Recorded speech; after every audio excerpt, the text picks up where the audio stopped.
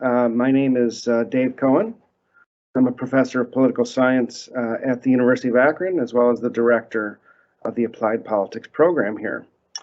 This panel is entitled Party Nominations, and it will run from noon until 1:45 p.m. Like the previous panel, we have 4 papers with a 15-minute presentation for each. The audience may submit questions via the Q&A panel during or after the presentations. Q&A will occur after all the presentations have concluded. If you are interested in the bios of the panelists and looking at copies of their papers, they are available on the conference schedule website. So we'll turn now to our first paper. I would like to introduce Professor Barbara Norender from the University of Arizona. Her paper is entitled The Consequences of Changing Primary Participation Laws for Party Registration and Partisanship. Professor Norender, please proceed. Okay. Do you see my presentation? Okay. So this is a project that I've been working on for a while with my co-author, Jay Wedlin. And so we'll just proceed.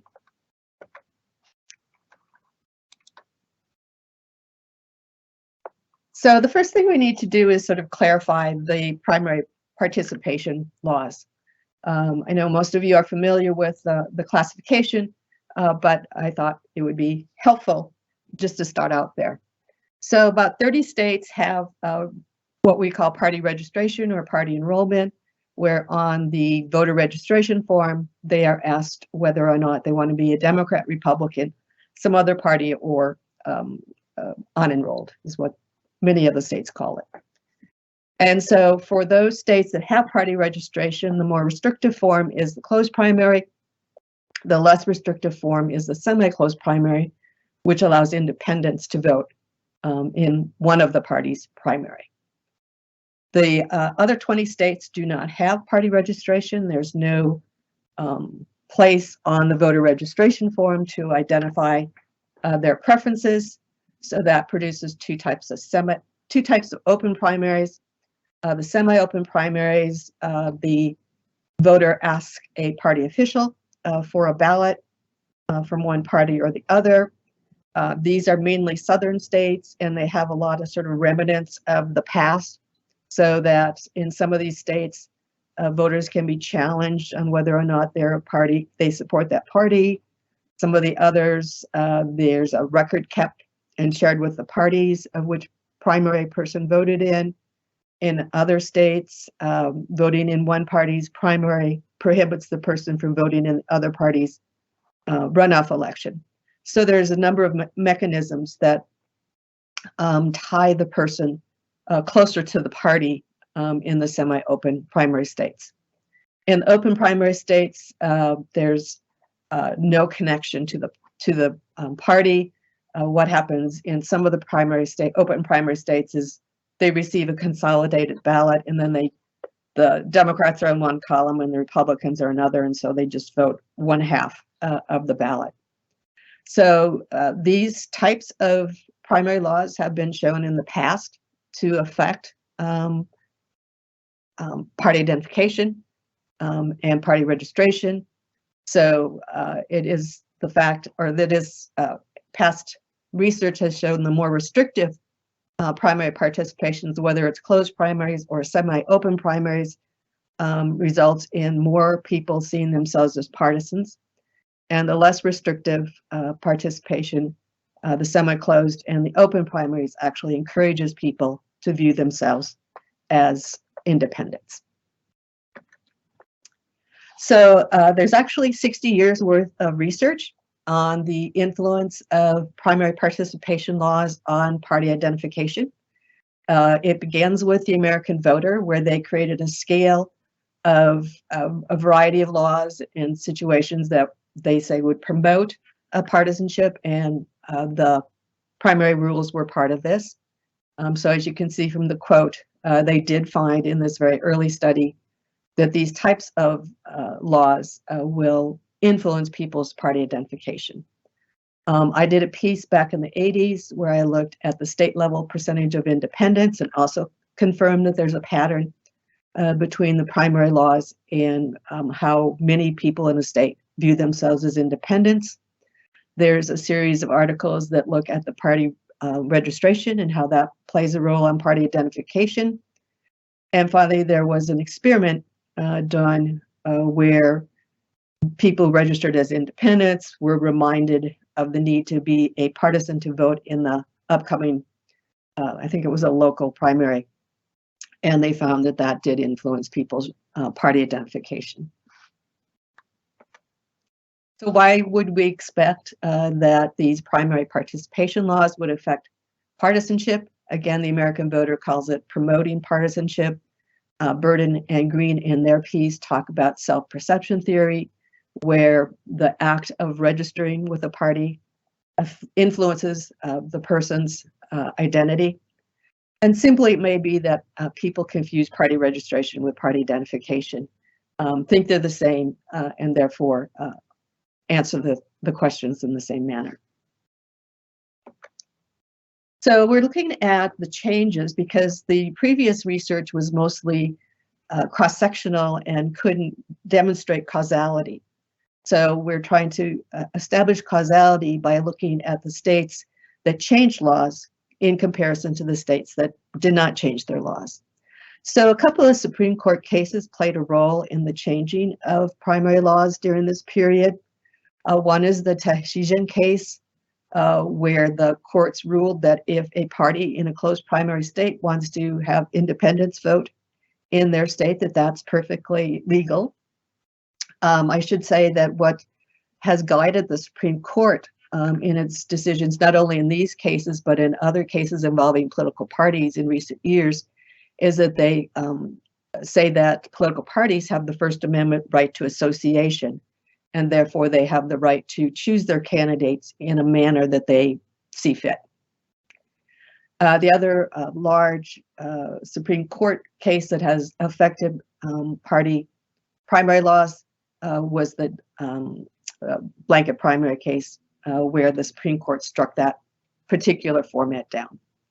There's also been some lower court cases that involve individual states.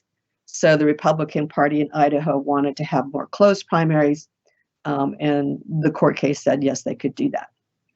Sometimes politicians play a role in the changing of primary laws. So in Arizona, the state legislature put a referendum on the ballot to switch from closed primaries to semi-closed primaries in an attempt to avoid what they saw as a more drastic initiative process of trying to get a blanket primary.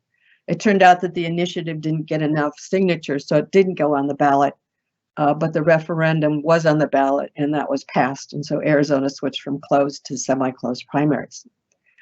California, it was somewhat of an attempt to change primary laws to sort of try to control what they saw as party polarization.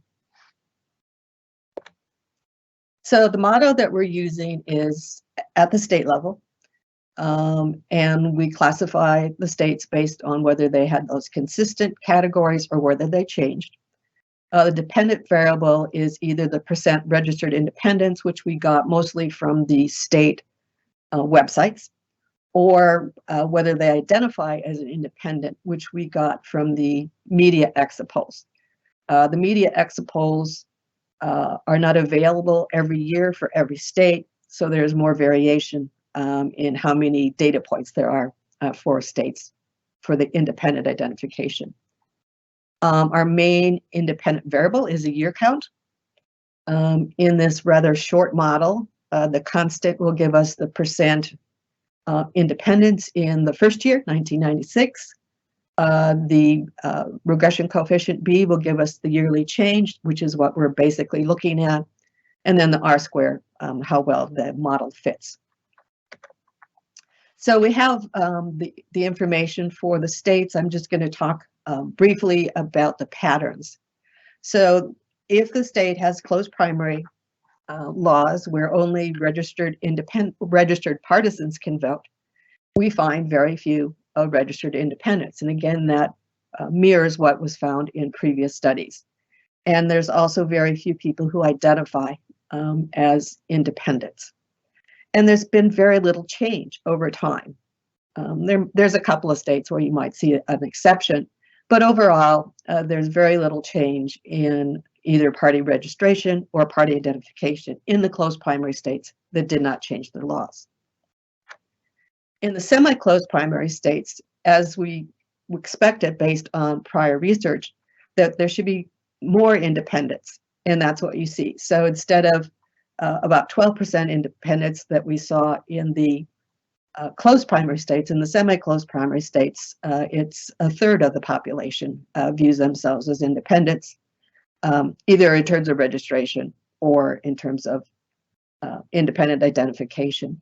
And again, since there was no change in the primary laws, there's very little change in the percent of either people are registered as independents or view themselves as independents. When we move on to the open primary states, we can only look at party identification. Here we find about a 21% identify as independents.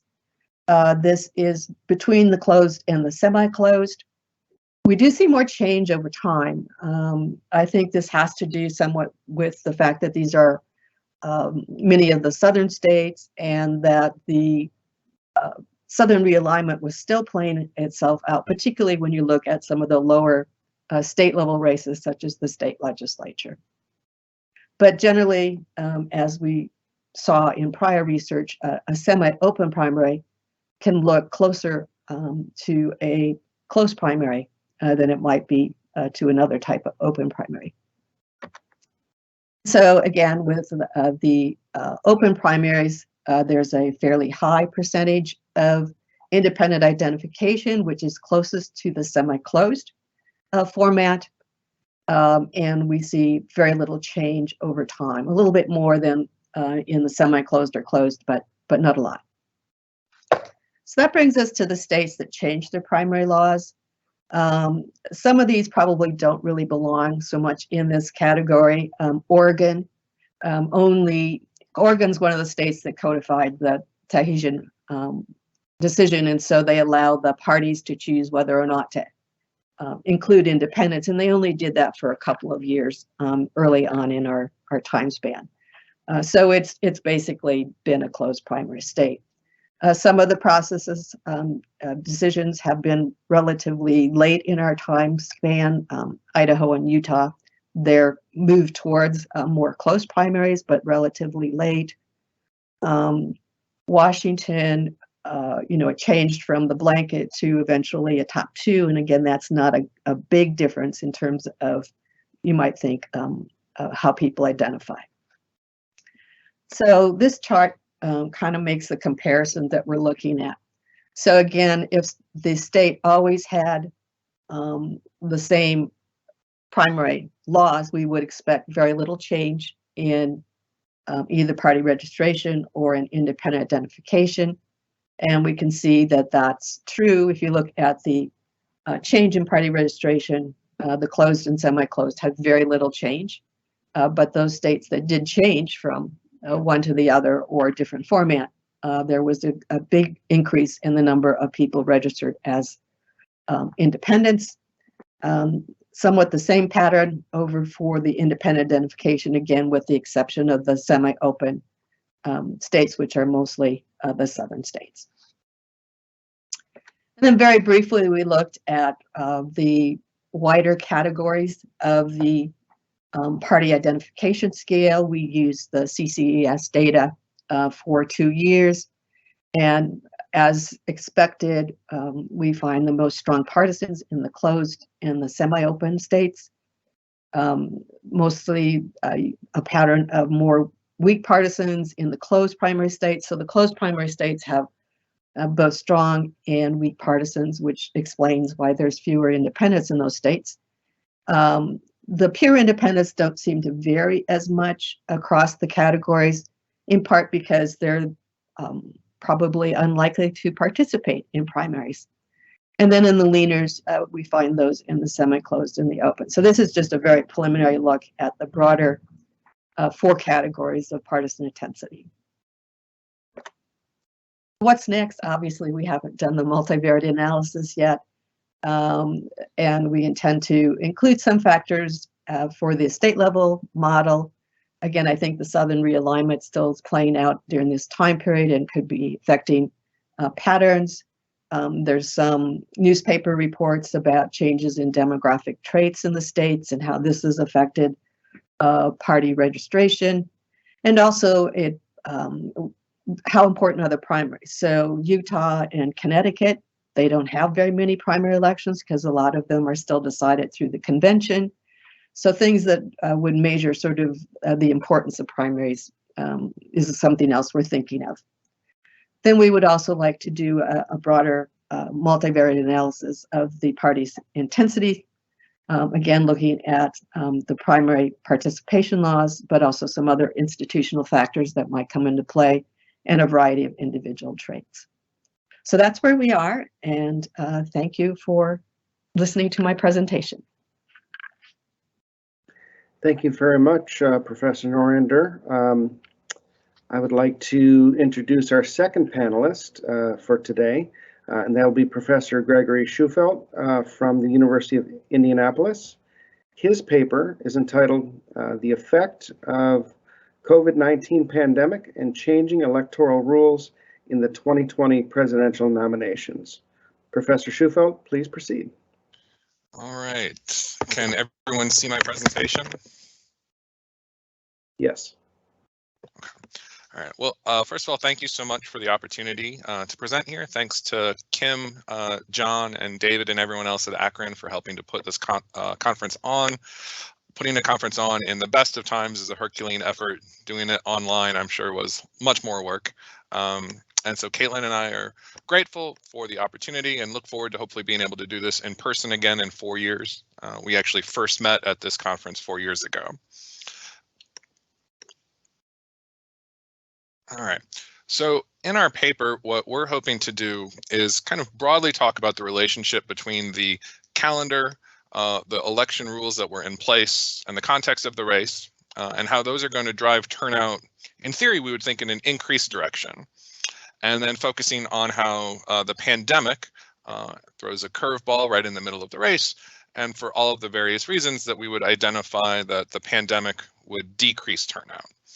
And so when we are looking at the results, we're going to be able to identify that turnout is high compared to previous presidential contests, but also it remains relatively high even after the pandemic has kind of disrupted the race.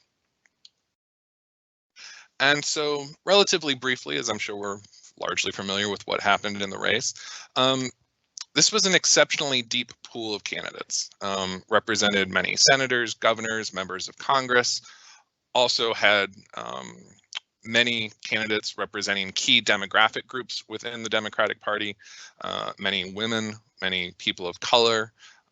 Mayor Pete Buttigieg is the first kind of serious candidate from the LGBT community that we're seeing in the race.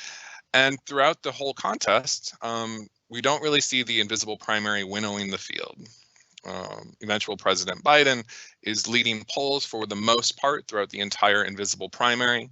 There's a brief moment where Senator Warren is in the lead. But Bernie Sanders is winning the money race, and many of party elites and key organizations are refraining from making endorsements. And so we have all of these candidates, and the first few contests leave the kind of race open, where there were actually calls or expectations that we might finally get to see a contested convention, with Sanders and Buttigieg splitting the first 2 contests, Sanders going on to winning in South Carolina. And then in part due to Representative Clyburn's pivotal endorsement, Joe Biden does very well in South Carolina. We see many candidates drop out of the race. Vice President Biden enjoys a significant amount of success on Super Tuesday. And right when the race is about to be a 2-person race, COVID really fully disrupts the calendar. There's a high degree of uncertainty. States are considering whether to postpone their elections, whether to change some of their electoral rules or laws for how they are doing these presentations. And so there are a few contests, but after Super Tuesday, President Biden wins all of the remaining contests until Bernie Sanders drops out of the race in April. And so at this point, we have a de facto nominee, but we still have many contests still to come. Right? Just a little less than half of the races are going to be after Vice President has kind of wrapped up the nomination. But these features of the race would make us think that turnout would be high. Many high candidates, Democrats as the out party are going to be more excited. The animosity or animus and desire to defeat Donald Trump is high. And so all of these kind of context features of the race would make us think that turnout should be high. Likewise, the rules should matter. And so in theory, there are a few key changes to the race. And so some of these features are that there are a low number of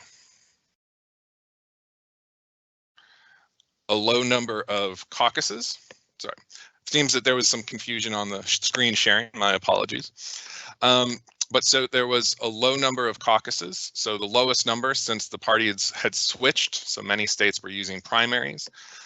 Many states were utilizing open rules. And so again, these are things that we associate with higher levels of voter turnout. So again, the context of the race and the rules that are associated with how the contest is being conducted are associated with higher levels of turnout. Right. The other kind of key component here is when states are choosing to schedule their contest. And so previous research tends to think that front loading might be associated with lower voter turnout. But what we're able to identify is that when candidates are still in the race, states that have races later in the contest, when there's actually meaningful competition, that's actually when we see the highest competition and the highest levels of turnout. And so in 2020, pre the pandemic, states were actually moving their contests back. And so with this many candidates, with the races still going on, in part because the later in the process, the more likely it is states are going to have their own state contest associated with their presidential primary, there's an expectation that turnout again will be high. So all of the features of the race and many of the electoral rules are associated with higher turnout. But right in the middle of this competitive race, the pandemic drastically disrupts things. And so based on what we've been able to identify, we know that the pandemic impacted vote choice. So within the Democratic primary, it moved many voters away from Senator Sanders onto Vice President Biden. In the general election, very much a similar dynamic that it moved voters away from President Trump to Vice President Biden. We know that the relationship between the pandemic and voting likely goes in both ways. So in states or in contests or in other countries where there was higher voter turnout, they are associated with spikes in infection rates. This is true in the US, for example, in Michigan. Studies have identified that this was true in other countries like Italy. Looking at previous pandemics, we know that those are associated with turnout as well. So for example, in 2014, fears and concerns of the Ebola virus were associated with the pandemic. And at its most basic level, we would associate a pandemic, right, with all of that uncertainty as drastically increasing the cost associated with voting. Moreover, in a primary compared to a general election, the differences between candidates are going to be smaller. And so already small benefits are likely to be decreased. So we think that the cost of voting, the fear of the pandemic, is likely to decrease turnout. And we've seen that that happens in other countries, Spain and France, for example. And so there's a real reason to suspect that the pandemic would disrupt turnout. And perhaps in particular, and this is related to the first series of papers that we heard, fear of the pandemic also was split asymmetrically, where Democrats were increasingly more concerned, more likely to change their behaviors, and we'd argue perhaps more likely to stay at home or seek other means of voting if those were available. Okay. And so just kind of two concepts that we wanted to kind of make sure that people were comfortable with for how we measured. The first is competition. There are many different ways to measure this. Here we're going to operationalize it as a dichotomous variable for whether the race had a de facto nominee or not. So 31 states had their contest before April 8th when Bernie Sanders dropped out. 19 states had their contest after that. The second kind of main variable that we wanted to engage is related to voter turnout, which is less straightforward to measure in a primary. And so how we measure that is using the normal partisan support scores, taking the average across a series of races of what percent of the voted Democrat would get, multiplying that by the total voting eligible population. So we have a concept of competition. We have a sense of our expectations of what would happen based on the context of the race and the rules that were in play. But we also suspect that the pandemic should disrupt that and decrease voter turnout. And so first we can see how the pandemic impacted the calendar. So on the left, what you see is what the original schedule looked like, where almost all of the states have their contests before the beginning of June, with large concentrations obviously there in Super Tuesday. You can see after the pandemic comes up, many states are changing the date of their context, and there's now a second spike. The second most frequent dates is early in June, and the race extends throughout June and into July and even August. So the calendar is extended. And here you can see the states that ultimately chose to postpone or reschedule their primaries. So that first kind of large block of states with Virginia, Vermont, Utah, et cetera, is Super Tuesday. The next block of states is March 10th. On March 13th, President Trump declares a state of a national emergency. And we have just 3 states, Illinois, Florida, and Arizona, that have those elections as scheduled kind of right after that happens. But many choose to postpone, and many are choosing to postpone much later in the election cycle. And here's how that dynamic plays out and looks associated with voter turnout. So a few things to kind of note here.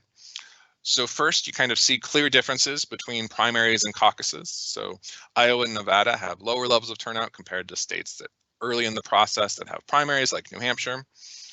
On Super Tuesday, you see pretty significant variation in voter turnout across states. That red line indicates when President Trump declared a national emergency. And the blue line is when Bernie Sanders drops out. And so after that point, we consider the race no longer to be competitive. Right? And you can see that there is significant variation, with some states having extremely high levels of voter turnout, like Wisconsin or Maryland, and other states, most notably, for example, New York, who had very stringent COVID restrictions, had very low levels of voter turnout. But we kind of see a lot of variation there. And so the 2020 race is distinctive in a few ways. One, it is a much shorter range of how long the race is competitive. Sanders drops out relatively early compared to previous years. So the window that the race is actually competitive, in spite of all of these candidates, is drastically shorter. But you'll also notice that overall, voter turnout is exceptionally high. Aside from the 2008 primary, this is the second highest voter turnout we've seen in the last 40 years. So a short window of competition, yet still very high voter turnout.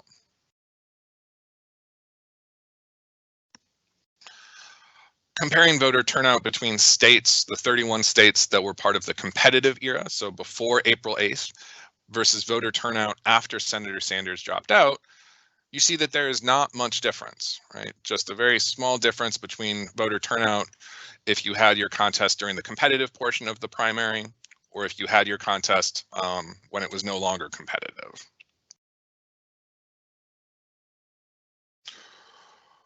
We also see that there doesn't initially seem to be much of a difference based on whether a state had their presidential race at the same time as a state contest.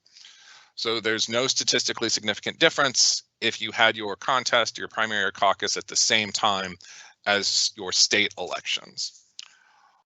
But when we pack this out, whether it's during the competitive phase or during the non-competitive phase, we do start to see a little bit more of a difference. So the vast majority of states that were during the competitive portion, because it's earlier in the calendar year, were not associated with with their own state elections. But we don't see much of a difference in turnout for those that were during the competitive portion. Where we do start to see a difference is during the non-competitive portion. So after April 8th, voter turnout is about 7 points lower or so if you just had the presidential primary versus if you had your presidential primary as the same time as your state or local contest. And so for us, voter turnout is relatively high and perhaps higher than we'd suspect. While we do see a bit of a decline, we can't necessarily attribute that to COVID. And so we are curious, if the race had stayed competitive for longer, what would have happened to voter turnout? We've been able to identify that whether or not your state chose to have a primary at the same time as your state contest might have played a role. But in future research, we're interested in seeing what else might play a role here. So part of this allows us to engage a multivariate analysis, look at previous years. We're interested in looking at different measures of competition. So for example, instead of using a dichotomous measure of whether or not there's a de facto nominee, whether we focus on, for example, how large the delegate lead is, and looking at other other variables that might play a role here, like whether the state had a Democratic governor, how competitive control for state government is. And finally, and where we're perhaps most interested in going forward, is not only the change in the calendar, but changes in how these elections were administered. Democrats were increasingly likely to want vote by mail. Based on the polarization around that issue, we're increasingly more likely to use vote by mail. And our hope is that we can kind of learn some lessons from this primary about whether or not states should schedule their contests later, and whether concepts like vote by mail might aid in promoting more voter turnout and more meaningful participation during the primary contest. So thank you so much, and apologies for the technological difficulties earlier in the presentation. Thank you so much, Professor Schufelt. I just want to remind everybody that's watching that you can put questions into the Q&A function, which will be asked by me, the moderator, after the presentations are done. So just a reminder to please think about your questions and put them up there, and I will go through them after the presentations. The third presentation is by Professor Chapman Rackaway from Radford University. His paper is entitled U.S. Primary Election Competitiveness 2010 to 2020. Professor Rackaway, please proceed. Thank you. I hope everyone can see the slide deck. I'm seeing a couple of nods, so we'll go ahead and proceed. This is part of a larger state legislative election project on which I've been working for a couple of years, and became very interested in the idea of changing competitiveness in these state legislative elections during the Tea Party era in the early 2010s. Primaries are unique and thus present us an interesting test bed for understanding different dynamics from different kinds of elections. The low turnout leads to unrepresentative samples of the voting population, but they're also traditionally minimally competitive.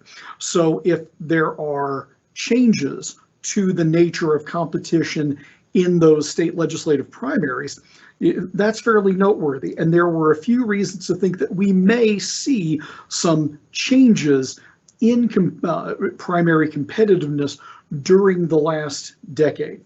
And generally the literature points us into 4 areas that serve as measures of election competitiveness. First of all, the raw count, the number of contested seats. Do we have more candidates entering in, but also retirements. We know that the open seats tend to draw the most new candidates. But so if we're seeing retirements not change, but a number of contested seats increase, it does suggest that there's some sort of organized effort to try to remake legislatures.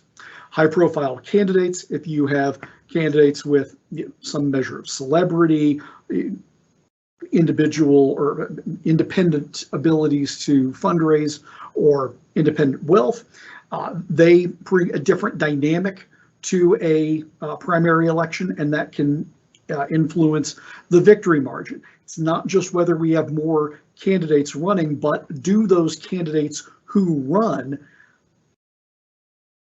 do better than candidates previously. And as I mentioned, a lot of this was driven by the rise of the Tea Party and its moment starting in 2010.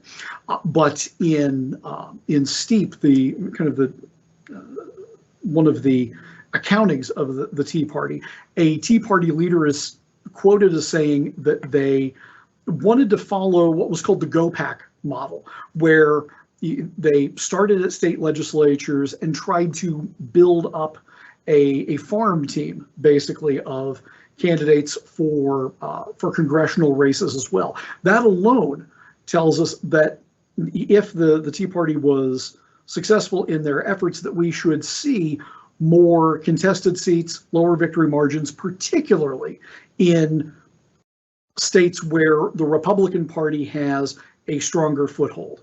I certainly saw this when I was living in Kansas, and we did see a significant uptick in the number of incumbents challenged by Tea Party supported individuals, so that there was at least some anecdotal evidence suggesting that this might happen on a wider scale.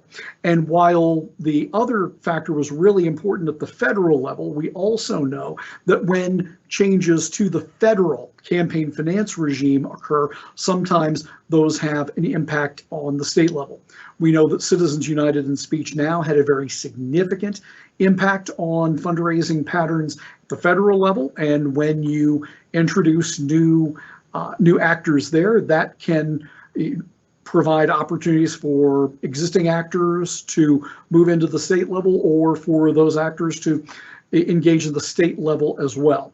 Now, as I mentioned, this is part of a larger project, so the campaign finance piece I don't have at this time. We're still working on data collection there, but there's enough from the Tea Party segment to let us measure whether or not primary competitiveness changed during this era. So I collected this data on every state legislative partisan primary from 2012 until 2020. 2012 is our break point here, obviously because the Tea Party had their first splash in 2010, but the 2012 election was the first time that they had a more strategic and planned set of candidacies.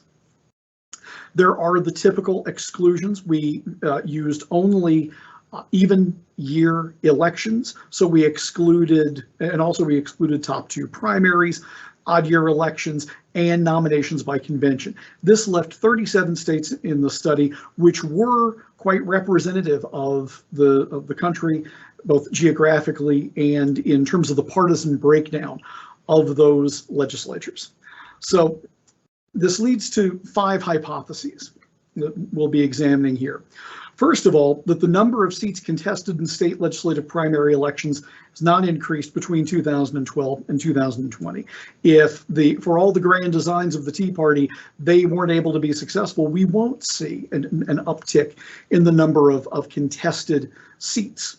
And that they will be affected by candidate recruitment from these outside entities, which places as a hypothesis too, that open seat races or that the number of open seat races are more related to traditional structural factors such as running for other offices, strategic retirements, rather than incumbents being challenged by recruited outsiders.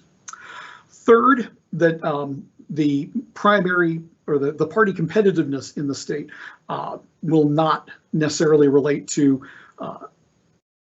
candidate emergence, because we should see within Republican states, since the Tea Party was trying to move the Republican Party into a new zone, we should see this in stronger detail within Republican strong states than we would in more competitive or in Democratic states.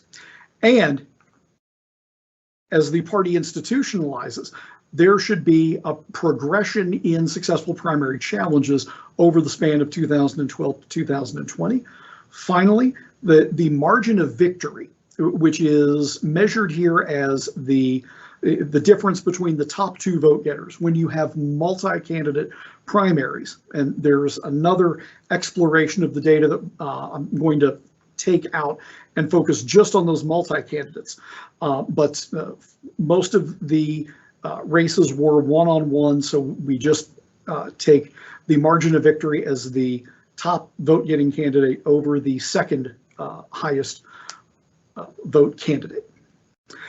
With that data, let's talk about the results. I've shown state House and state Senate results on the number of contested primaries over the span of time. We should see an increase over time, and we do not. In fact, everything stays within the same general level of variance. So there appears to be, just from the outside of it, if the Tea Party was successful in recruiting a lot of candidates, it's not significant enough to show in the aggregate number of contested primaries over this span of time.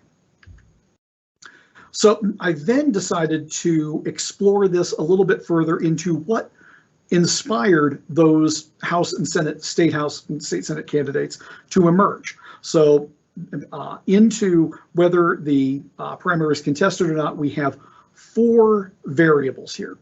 One is just a variable whether the state has term limits or not. Obviously, when you have term limits, you're going to see a higher turnover, and we can account for that. The NCSL presents also a 5 criteria run of legislative professionalism, green, gray, and gold. So it created an index of increasing professionalism. There's another strain in the literature saying that we should see in more professionalized state legislatures, we should see a higher level of competition generally. Then the third variable is the aggregate number of retirements. And finally, a variable for party control of the legislature.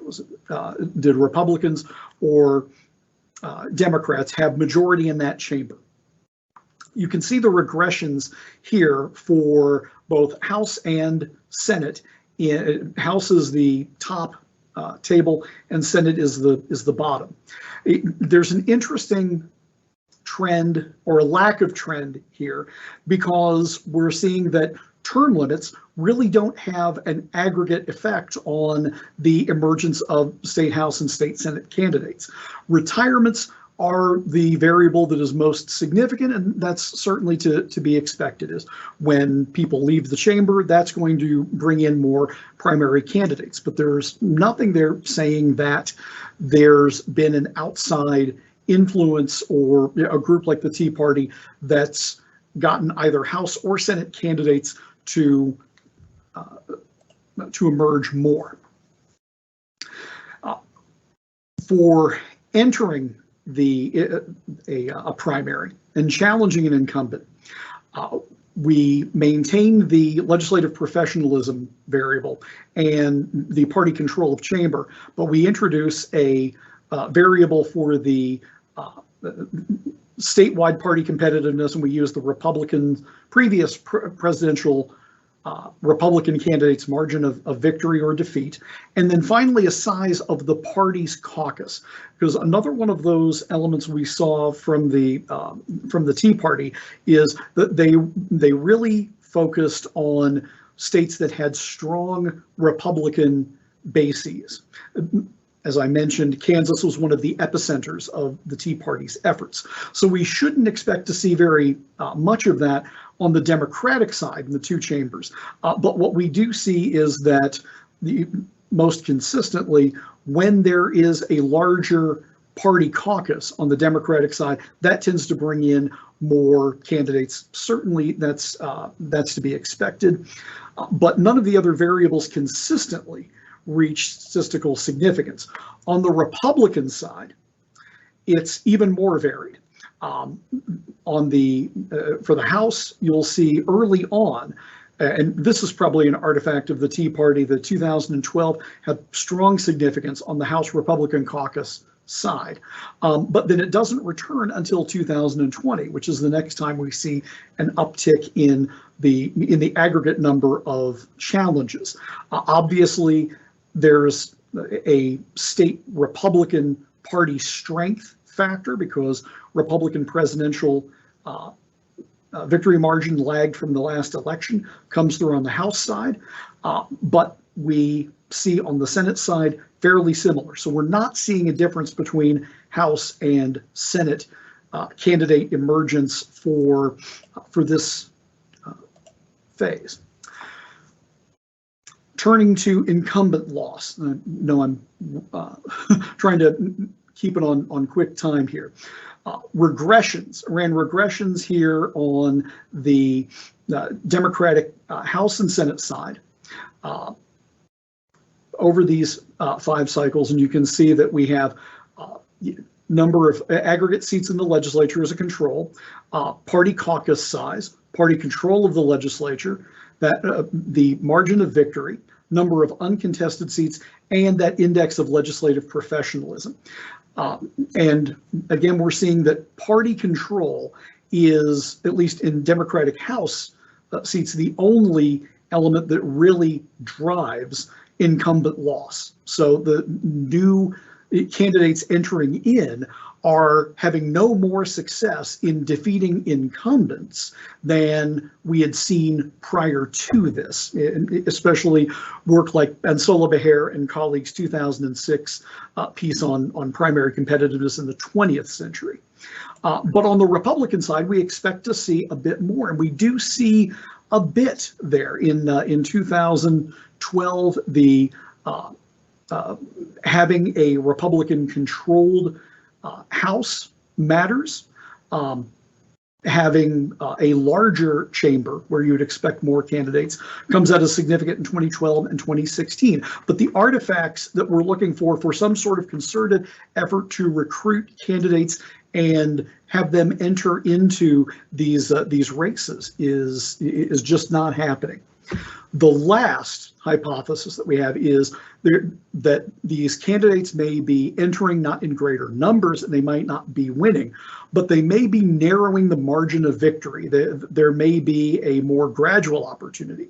So I looked at that 2-candidate margin of victory for the Democratic side. You've got the House and Senate regressions here, and as you can see, all of the variables on the House side and just a few on the Senate side come through as statistically significant. So on the Democratic side, we see no change. On the Republican side, where we expect to see a bit more change, we see it, but it's inconsistent. And it's only on the Senate side that we see any variables emerge of statistical significance. They're all in 2012. So aggregate number of seats in the legislature, the professionalism index, and uncontested seats all emerge as significant, but there's nothing in there that suggests that the Tea Party either had early success or any consistent success in managing to increase the number of candidates or the quality of candidates that took on incumbent legislators seeking state legislative seats over the span of 2012 to 2020. As I mentioned, this is part of a larger project. We've got the multi-candidate data that will we'll be breaking out in a separate thing. I've already started working on that. We have some preliminary data that's really interesting, that the multi-candidate races do appear to be more competitive, but that is very likely a function of being open seats.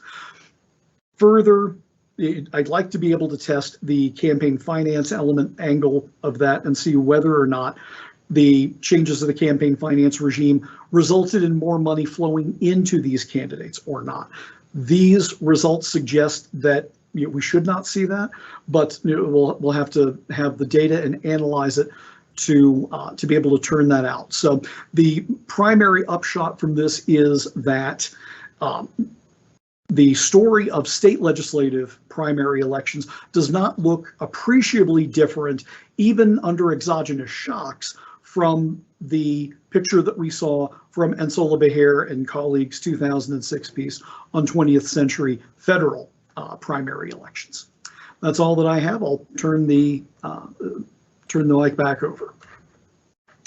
Thank you so much, Professor Rockaway. I got to say, this is the first time in like a quarter century of being in this business that I've moderated a panel where everybody's sticking to the times. I haven't had to remind anybody once, and we're running right on schedule. So thank you so much. I also want to remind people that are watching, of course, to put questions into the Q&A so that we can have a discussion after the presenters are done. Otherwise, you'll just be stuck with my few terrible questions, and that'll be it. So it's a plea for questions. Right now, I would like to turn it over to our fourth presenter, Professor Robert Boatwright from Clark University. His paper is entitled, "What did the 2020 congressional primaries tell us about the direction of the Democratic and Republican primaries?" Professor Boatwright, the floor is yours. Thank you. It's great to be here. I always enjoy this conference quite a bit. The paper that I'm going to talk to you about today is another in a sort of project I've been doing for over a decade now, trying to track primary challenges to incumbent members of Congress. These are always kind of weird events, so the media pays a lot of attention to them. But I think people tend to overinterpret what successful challenges mean, and the stories often become accepted as true.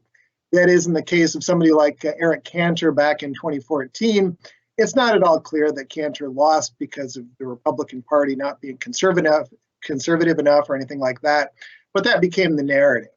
Similarly, in the case of Alexandria Ocasio-Cortez in 2018, it could well be that Joseph Crowley had just lost touch with his district, but the narrative that came out of that had a lot to do with the ascendancy of progressives in the Democratic Party.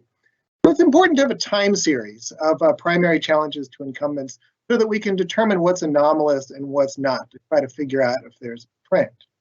I wrote a lot about this in the 2012, 2013, and I argued at the time that we were making a lot of fuss about nothing. The primary challenges were rare affairs that often didn't mean a whole lot. I think by now, after tracking these things for a few years, I'm ready to take back the claims that I made at the time. In 2020, we saw more competitive primary challenges than in any year since 1992, and we saw a particular increase in the Democratic Party. We also saw more incumbent defeats than in any non-redistricting year since 1974. And finally, we saw differences in the types of challenges that emerged. So I'm going to document these for you in a bit, but I first of all want to offer you three different theories about why primary challenges happen. One argument, something that I've made in the past, is that they're driven by interest groups. Primary elections are a low-cost opportunity for ideological interest groups to make a large independent expenditure or to target a national base of members in one congressional district, try to catch incumbents napping. So we can look for the role of interest groups, and I'll go through some of the characteristics there in a moment. Second of all, primary challenges can often be a function of partisan waves. That is, in high turnover congressional elections, years like 1992, 1994, and 1974, we often see a surge in the party that benefits in the general election. We often see a surge of primary challenges in that party's primaries as well. And a third theory that is as of yet entirely underdeveloped, but that I want to put out there, is that they can at times be driven by individual charismatic politicians. We've not really seen a president before Donald Trump who tried to mobilize members of his party against incumbent members of Congress, but this is something I think we need to look for in 2020 and going forward. So here's the basic story about the 2020 election. What you see here is the raw number of primary challenges in which the incumbent in that party was held to less than 75% of the vote. So you can see that in 2020, we saw more primary challenges than in prior years. And most consequentially, there was a surge within the Democratic Party. We saw the largest number of primary challenges in the Democratic Party in quite some time. Well, Republican challenges declined a little bit compared to earlier years of the decade. And most consequentially, I went back and I looked at National Journal, Almanac of American Politics, and other kinds of sources, try to come up with a categorization of different kinds of primary challenges. And what you see here is that in the Democratic Party in particular, the number of ideological challenges, that is, challenges based on the allegation that the incumbent was not liberal enough, took off. And then in the case of the Republican Party, the number of challenges based on the incumbent's alleged lack of conservatism was still historically quite high, but somewhat lower than in past years. So what's going on here? Well, here I give you a number of characteristics that I think are common in interest group driven primary challenges. They're often driven by a small number of groups, as I mentioned. They recruit and train a very small number of challengers and target individual incumbents in order to send a message. Such groups will often try to claim credit for the defeat of incumbents who might have already been vulnerable. They'll try to take advantage of idiosyncratic primary rules in some states. They'll often try to nationalize individual primary races by advertising them to their members. So you can see an increase in out-of-state contributions, small contributions, and independent expenditures in the primaries that such groups target. And in many cases, groups such as these are willing to risk general election defeat for their preferred party in order to send a message to basically scare all members of the party that they wish to pull towards the extreme. So what happened to Democrats in 2020? What you see here is a list of members of Congress that were supported by Justice Democrats, which is a group that emerged on the left beginning in 2018. In the paper, I talk a great deal about an interview that I did with Waleed Shahid, the spokesperson for Justice Democrats. And what he told me, which was kind of nice to hear, was that yes, his group followed all of the characteristics that I noted here about interest group challenges. And he said that he'd read a lot of political science literature about how to do this sort of thing, and that basically they were responding to what political scientists had said were characteristics of successful conservative challenges in 2010, 2012. So in 2020, Justice Democrats targeted 3 races where they were successful. You see that with the red stars here: Maureen Newman in Illinois, Cori Bush in Missouri, and Jamal Bowman in New York. And they focused their attention as well on 2 races where they were unsuccessful in Texas and Ohio. They put all of their independent expenditures into this small number of races. And in some of these cases, particularly the races that Newman and Bush were running in, they targeted races where the same candidates had come quite close in 2018 to try to pull them over the edge. So I won't go into great detail here other than to say that there's clearly evidence that Justice Democrats in particular sought to use primary challenges in order to gather attention, in order to make the case to Democrats that they needed to support more progressive candidates. Now, if we think about partisan swaying, I had argued back in 2013 that it was relatively common for primary challenges to surge in years where general election competition went up. You can see here that there's a fairly tight correlation throughout much of the past 50 years between the number of competitive primary challenges, that's the green line, and the number of incumbents defeated in the general election, that's the purple line. But something changes fairly substantially in 2014. It begins to change in the Republican Party, but now it's changed in the Democratic Party as well. That is, this is not a function of progressive enthusiasm. It is instead an effort by groups to target incumbents regardless of the overall political climate. So in summary, at least in the case of Democrats, strong evidence of interest group activity in primaries, sort of an interest group strategy emulating what groups like the Tea Party or Club for Growth did in earlier years, and not much evidence that this is simply a function of partisan enthusiasm. Now let's think a little bit about the Republicans. There were actually more primary defeats in Republican Party primaries. You see here the 5 Republicans who knocked off incumbent Republican members of Congress. What I want to emphasize to you here is that there is simply no common thread between all of these Republican primary challenges. A number of Republicans were defeated for very idiosyncratic reasons, either because they had been enmeshed in scandals, they simply were not paying attention to their district, or they were weak candidates to begin with. You can see some evidence of this here. I went back and I looked at the strongest House Republican primary challenges over the past decade. And if you go back to 2012, 2014, even 2016, what you can see there, if you look at the receipts for the most competitive Republican primary challenges and independent expenditures, is that they're all concentrated on a very small number of races. There's evidence that interest groups are trying to use those races to send a message.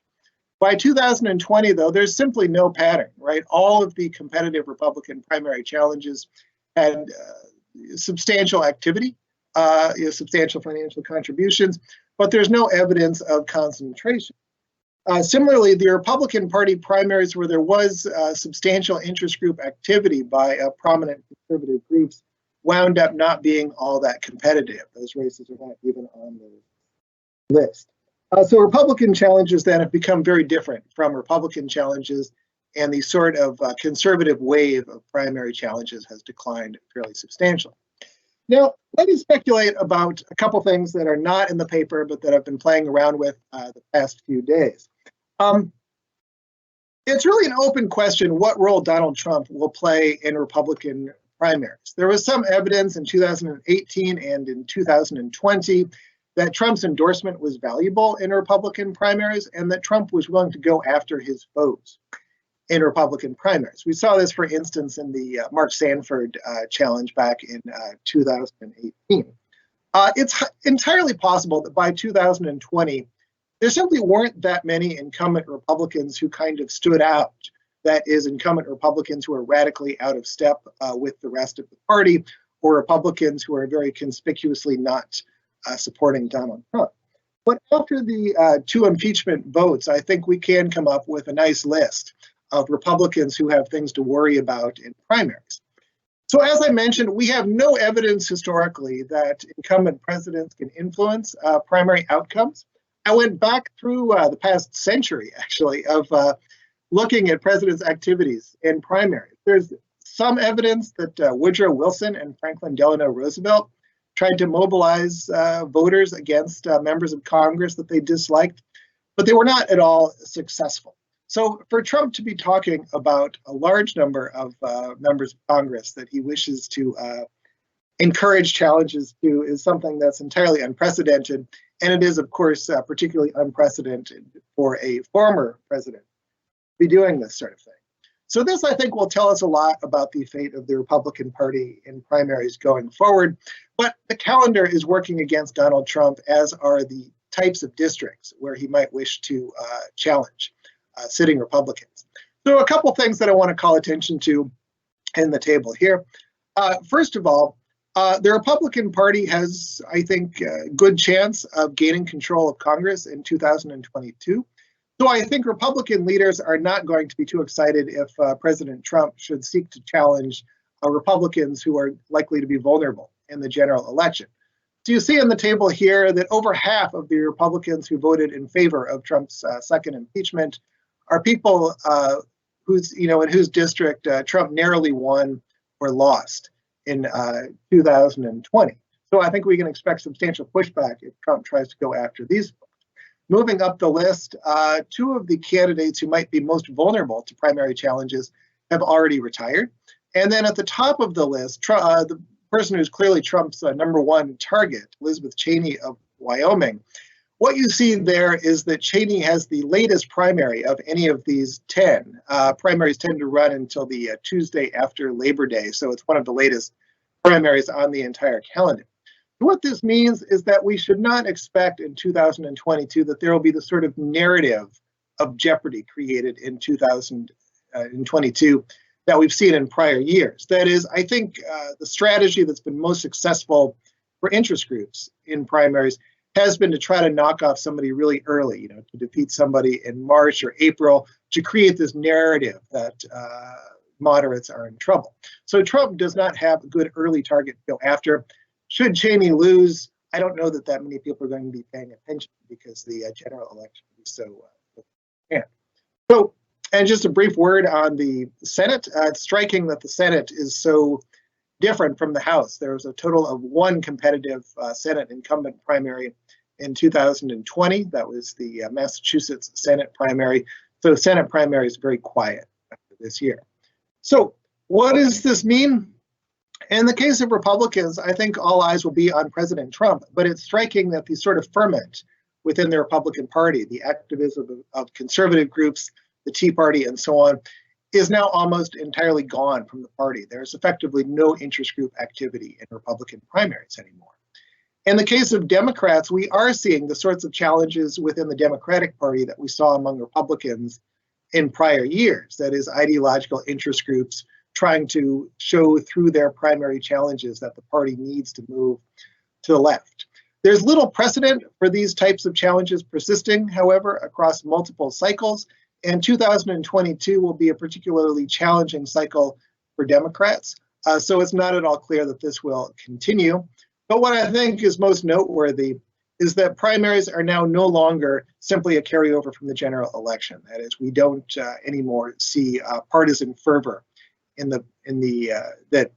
partisan waves rather shaping primary competition. Instead, it's a matter of polarized groups trying to pull the party to the extremes.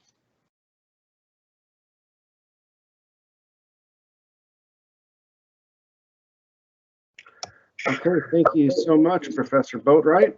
Appreciate your presentation. I want to open it up for questions right now and a discussion between everybody.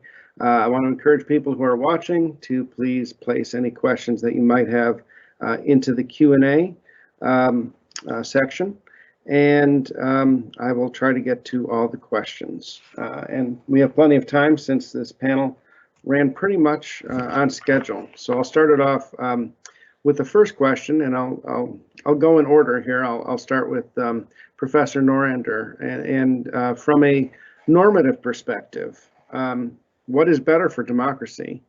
More closed primaries or open primaries? I think the responsible party proponents would probably argue maybe closed primaries are better for the health of democracy, whereas those that worry about increased polarization would argue the opposite. So I was just hoping you could maybe shed some light on that, and any of the other panelists, feel free to jump in on this.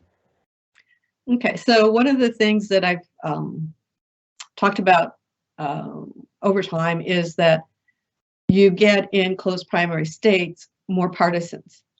And as you have more partisans, you're going to have a more diverse group of partisans. So the idea is that closed primaries produce more partisans, it expands the base of the party, and it may make the party more moderate. Yeah, so I'm of the mindset that closed primaries would actually be beneficial, while most of the journalists and activists talk about opening up the primaries to reduce polarization.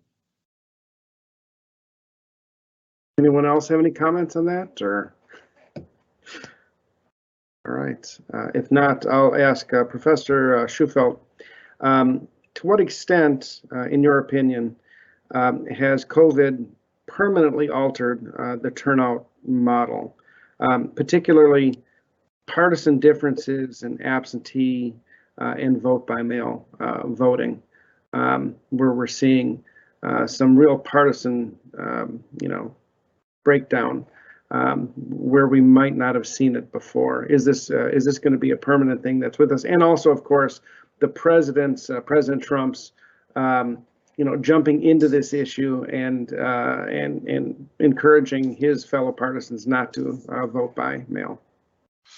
Yeah, It's a great question, and I would actually think that it's probably going to be based on the rhetoric of Republican Party elites, connecting it to the first series of talks in the panel. That in theory, there's nothing about vote by mail or making some of these convenience voting reforms.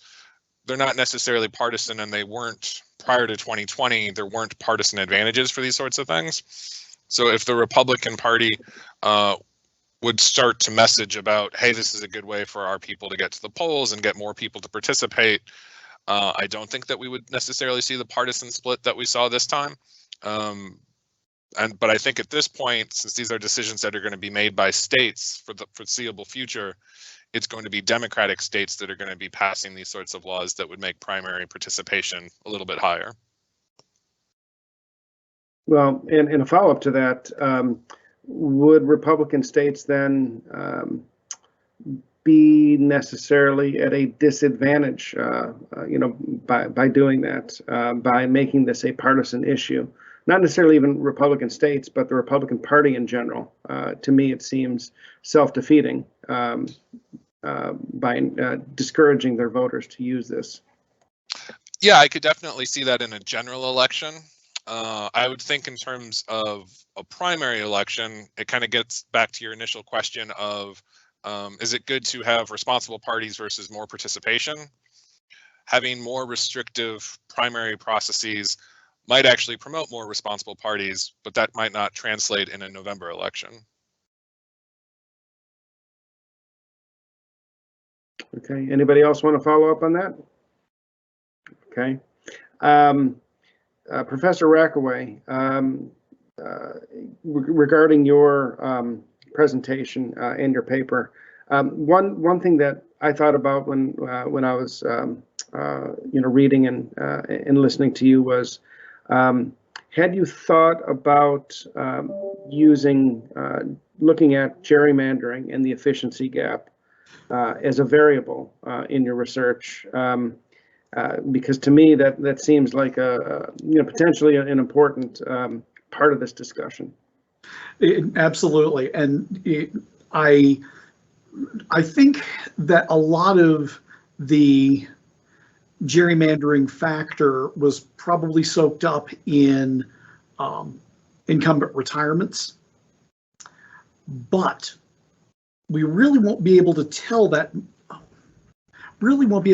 much until the next cycle kicks in. Everyone who's doing the remaps now, I think that if we look at the 2020s and compare those to the 2010s, we'll have a better sense about the role of district boundary lines than we would have in this, because the other part of it is, through the data set that I have, the districts are a constant. So it'd be very hard to really suss out what differences you would see over that span of time. So I take your point. I just don't know if we could really model that in the current data set that I have. But it's a great point, and it's something that I'll keep in mind how to model as I continue to expand this project forward. So thank you. It's a great point. And continuing a theme, I have a question for Professor Boatwright. I noticed that many of the higher percent years of challengers occurred in the last decade. Could the increase in the number of gerrymandered congressional districts and the subsequent decrease in competitive districts be a factor in all of this? Yeah, absolutely. It's not a linear pattern. So there's clearly something else going on, but yeah, that's part of the story. And I was curious, you mentioned, and I think it was the last slide, that Senate primaries are so different.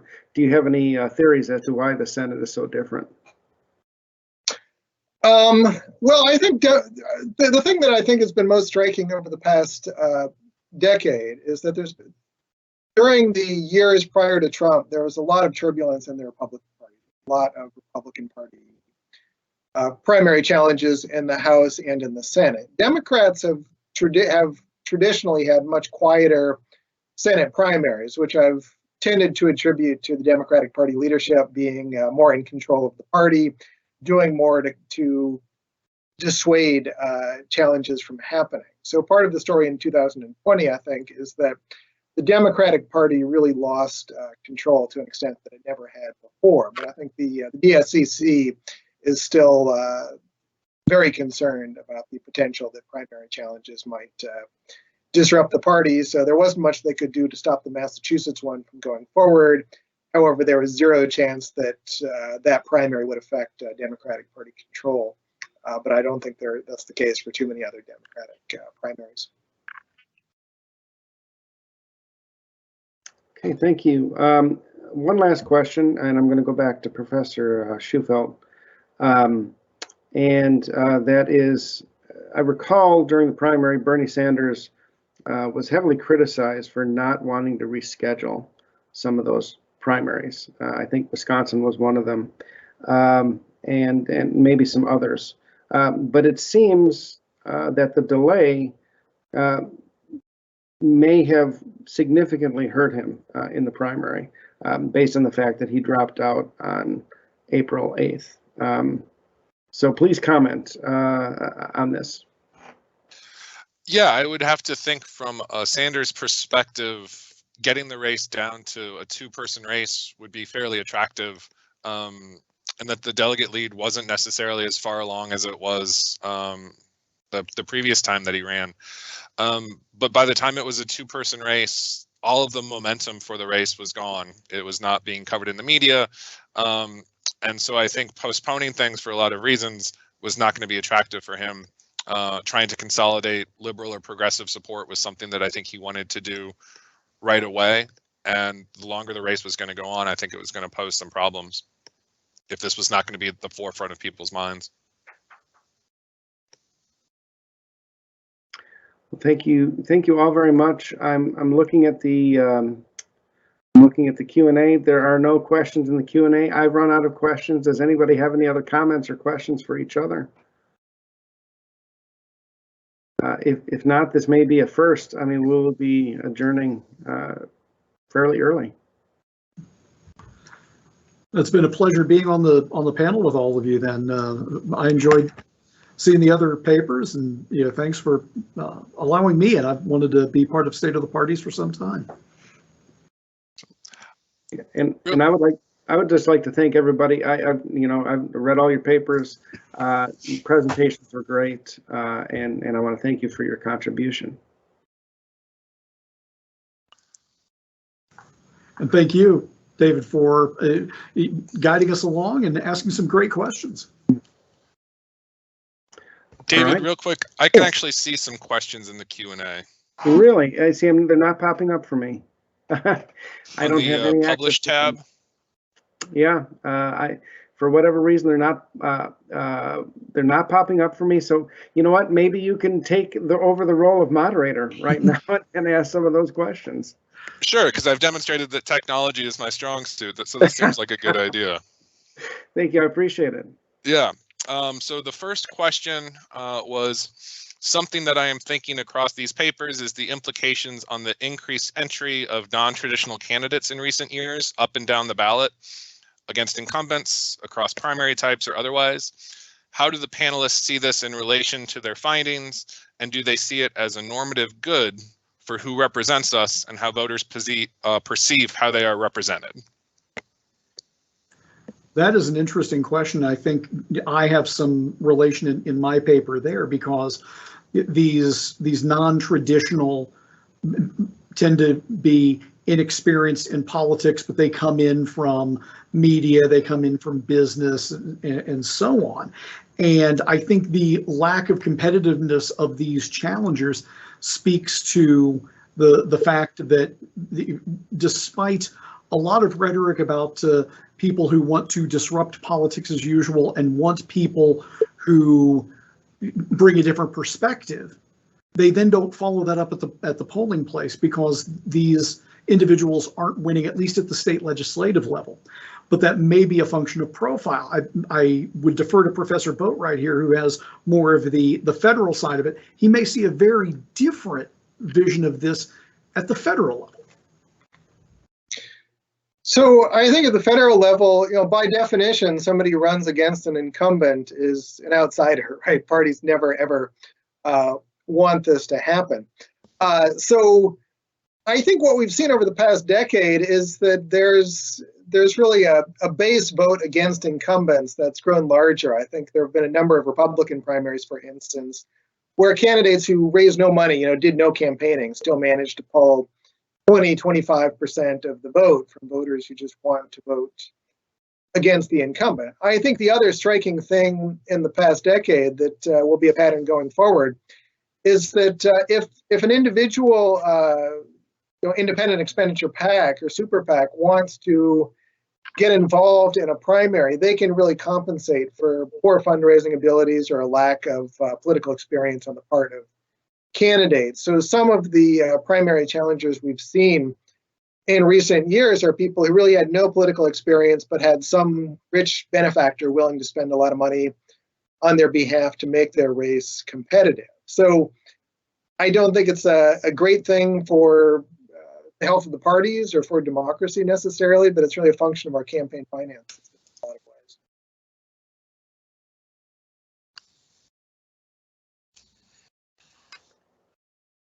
Professor Schutfeld, did you have another question? Yeah, the next question is specifically to Rob. Is there a relationship between how early or late a primary is held and incumbent vulnerability? In other words, sorry, go ahead. No, there's not. I mean, primary challenges generally have been few enough and idiosyncratic enough that I've looked at timing patterns, and there's no necessary trend. However, I think the strategy of some of the groups that have gotten involved in primaries has been to use the primary calendar to their advantage. So for instance, Texas historically has had one of the earliest primaries. So if you have a group like Justice Democrats on the left or groups like Club for Growth on the right, they know that in March, Texas is one of the few games in town. Illinois also has traditionally had a late March primary. So if you want to put all of your resources into a primary in Texas or Illinois, what that means is that then in June or so, you'll have another chance, right? You'll have another batch of primaries, and you won't be taxing the efforts of the small donor base you've got nationally by making them pay attention to 2 or 3 primaries at the same time. You can focus on one and then another.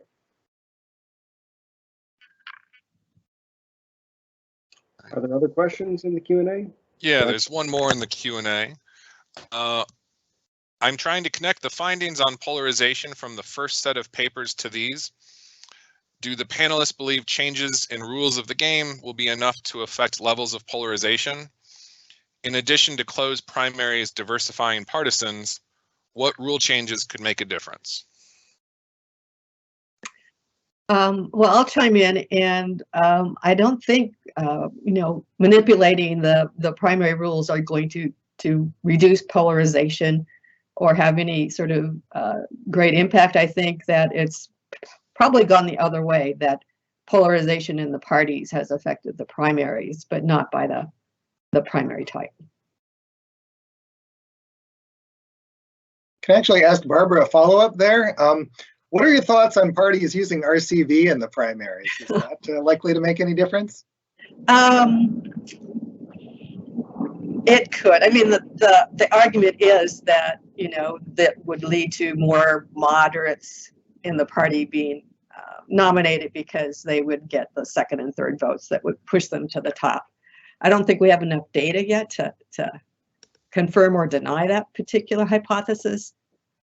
We may find out. I mean, Alaska is going to have a top 4 primary. And it probably would be probably more conducive within a primary that's not a free-for-all like the top 4 or the Louisiana. If you could see it working inside of a more structured primary, maybe you could see some results. I have a question for all of you. In 2024, we could have an unprecedented situation where we have a defeated president trying to run for a second term. It's not happened in the modern era, of course. And in 2020, the Republican Party cleared the field for Donald Trump so that he would really not get any primary challenge.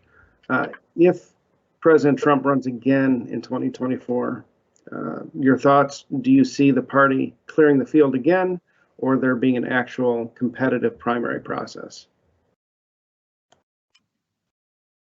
Well, if you think about the past in terms of presidential primaries, usually an incumbent president's not challenged. I'm trying to think of examples where a defeated candidate might have run a second time. I mean, obviously, Biden never was the nominee before, but he ran several times, and that did not necessarily clear the field early on this time. And I'm sorry, in terms of clearing the field, what I mean is there were a number of state parties that changed their rules in terms of who could enter a primary.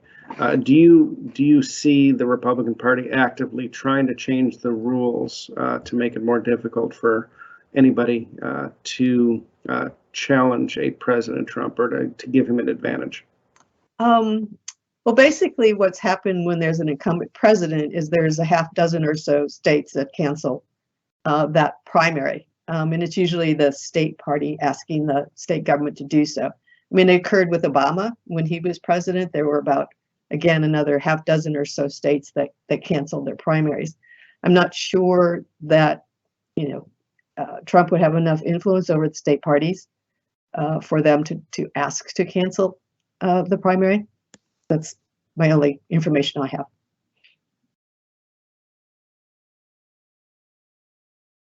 There's not really any good parallels, but I think the closest parallel I can think of off the top of my head is whether the Republicans did anything in 1968 to benefit Richard Nixon, who of course had run in the past and lost, but maybe you think of 76 with the challenge from Reagan against Ford. I don't think there was any effort by the party establishment or organizations to try to regulate that particular event. I actually also think 2016 on the Democratic side might be a close proximity as well, where there was a perceived front runner as well, and how maybe not with primaries, but with debates and other sorts of things that the party can control. I'm not even sure if the states were to make any changes, if it would matter. It seems that if Trump decides to enter the 2024 race, the nomination is his. Fair enough. Professor Sheffield, any other questions in the Q&A? Yeah, one just popped up, and this is to anyone. How have you seen social media influence primary elections and public opinion in recent years? I don't study social media, so I don't know how it's connected to primaries. I'm thinking about some of the things like Trump using social media to try to call some incumbent Republicans rhinos and gin up some potential primary challengers at the state level. It doesn't really happen. It almost seems like social media is more of a pressure relief valve. It allows people to vent, but it doesn't necessarily result in more candidates joining in, at least not more quality candidates joining in. There may be some who are delusional and think that they can just run a social media based campaign and have some sort of shot, but it's not borne out with the data that works. I wouldn't think to connect social media too much to the election laws or kind of the processes in place, but I would think that there would probably be a connection with the rise and use of social media as a tactic for groups like Justice Democrat to coordinate, to concentrate people across state boundaries to a small set of race to kind of help kind of target incumbents, I would imagine would be a way that we've probably seen them play a role. Yeah, that sounds about right. I think the thing that Justice Democrats has sought to do, and again, that conservative groups sought to do in earlier years, that if we go all the way back to 2006, that Move On sought to do, was to get people around the country like worked up about some random congressional race that they had never thought about. And I think the ability of groups to coordinate that has grown higher. If you think on the Democratic side about groups like Swing Left that sought to get liberal donors to put their money around the country strategically. I think there's clearly the ability to do that, but the problem is if you get too many groups doing that, then the money kind of goes everywhere and the focus disappears. So you think about the Democrats in 2018, 2020, a lot of donors wound up giving money in very inefficient ways, right, to candidates who are clearly going to lose. So social media can increase the ability of groups to coordinate, but it can also let too many groups in and ruin, I guess, ruin that coordination.